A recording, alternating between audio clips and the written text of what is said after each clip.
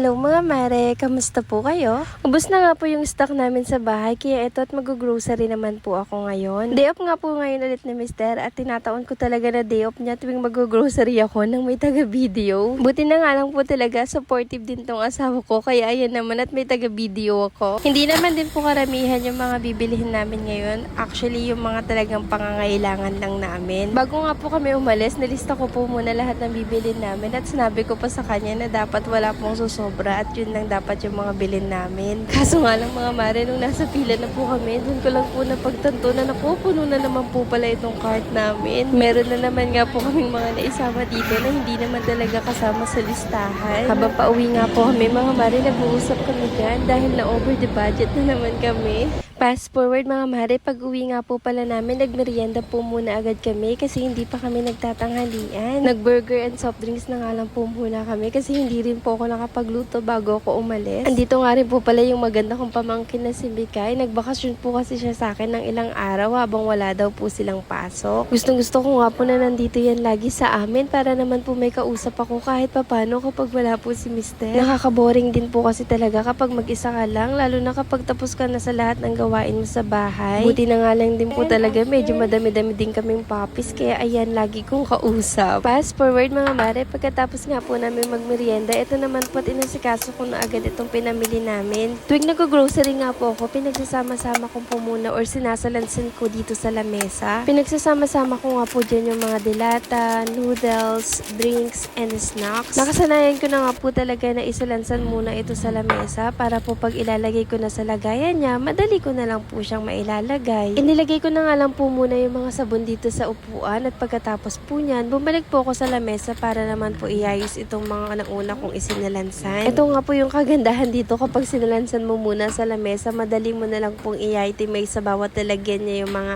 items. Pagod na nga po pala ako ng mga oras na yan mga mare, tingnan nyo naman yung itsura ko dyan. Pero sa totoo lang mga mare, kahit pagod po ako dyan, gustong gusto ko pa din yung ginagawa ko kasi bilang misis, ito po talaga yung pinaka gusto kong ginagawa. Ang sarap po kasi sa pakiramdam kapag nakita po natin na puno po yung mga stocks natin. Yung parang tipong wala kang po problemahin, gano'n. Pero syempre mga mare, alam naman natin na hindi natin matatakasan ng problema. Darating at darating tayo sa punto na may mga problema pa rin at pagsubok na darating sa buhay. O siya mga mare, napahaba na naman nga po ako. Hanggang dito na lang po muna Thank you again for watching and see you on my next mini vlog. Bye bye for now!